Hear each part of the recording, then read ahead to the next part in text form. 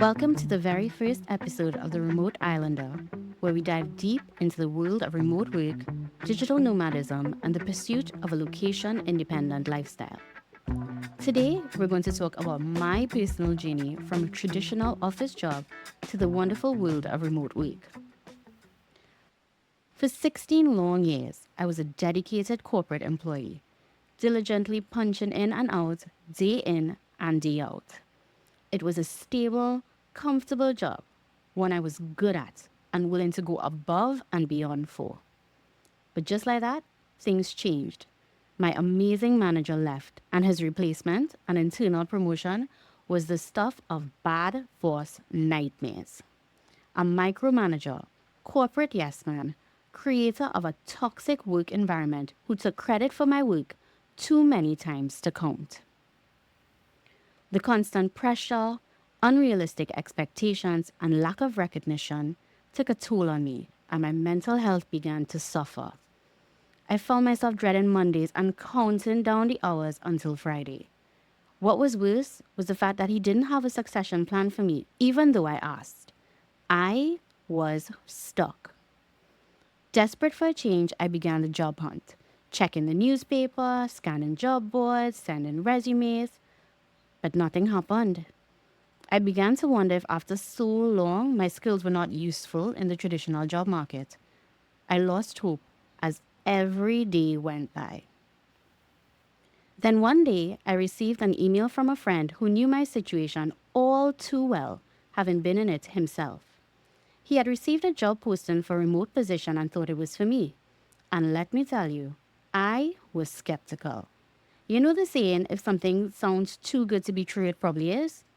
That's what remote work sounded like to me. I mean, work from home on a laptop provided by the company with all training being provided and get paid in US? Sounds kind of perfect, right? Like, what's the catch? I will be the first to admit that applying was a leap of what little faith I had left. But I did it, eventually, with some prodding. I mean, honestly, a lot of prodding. And thank you, universe, for friends who annoy you because they want better for you.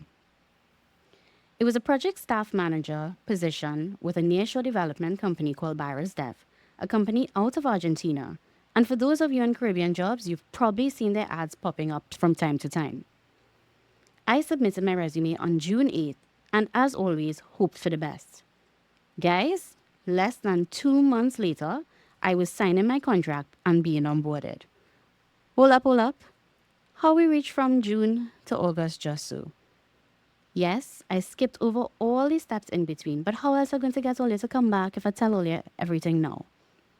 Be sure to tune in to a later episode where I go more in depth into the application, hiring, and onboarding process at Byros Dev. But we're not done with the story, right? Let me tell all you something. Remember, all this while, I was still employed at my old organization. Even after accepting the offer with my new company, doubt, fear, and financial uncertainty crept in. Was I making the right decision? Would I regret this? Turning in my resignation was one of the most difficult moments of my life because in the Caribbean, we don't leave our jobs. We stay, we suffer, and we retire with an appreciation ceremony, a parting gift, and whatever pension we've accumulated. The validation of my decision came in the most unexpected way. On my last day of work, after years of dedicated service, my boss bid me farewell with a 5-second goodbye. It was a stark reminder of how little I was valued and how easily I could be replaced. I left the office with my box of knickknacks, knowing that I had made the right decision. My new journey began shortly after, and I would love to tell you that it was easy breezy. Yeah, no. I had to learn a whole new way of working in a whole new company. It was a challenge to say the very least, but I had entered a corporate culture of helping each other out. Everyone was willing to answer questions, jump on a call to walk me through processes, and built into the system were regular check-ins to assess your performance. Sounds great, right? Well, 8 months later, it was over. The downturn in the IT industry happened, and all the big name companies like Google, Apple, Amazon had started their rounds of layoffs. And if companies weren't doing software projects, there was no need for project teams, and by extension, no need for someone to manage them. I was let go, and I was blindsided. I mean, 1 month I'm getting a hefty performance bonus, and the next month I was out. All my doubts and fears resurfaced with even scarier new ones. Where will I get money? How would I pay my bills? How would I take care of myself and my family? Did I make a mistake leaving my stable job? It was a rough time and one that lasted for a while. I was back on the job hunt, but this time it was me and what seemed like the entire tech industry. Every job I applied for had hundreds of applicants, a lot of whom were better qualified than me and probably overqualified. I started to spend hours a day just looking and applying for jobs. It consumed me. And as each month went by, each rejection email that came in, I lost a little more of my resolve. I started to apply for things that I really didn't want to do, just to have money coming in. On a side note, my savings from Barrister sustained me during this time, and I'll let you in on a secret. My savings, after just 8 months of working with them, equaled what I received as my pension payout after 16 years with my old company. Let that sink in for a little bit. Anyway, back to the story. I ended up reconnecting with another friend after a scam led me to sign up for Telegram, and she told me about the company she worked for, a recruiting agency called Work Better Now that hires virtual assistants from the Caribbean and Latin America to place in a pool for potential clients. She referred me in January of this year, and by February, I was signing my contract.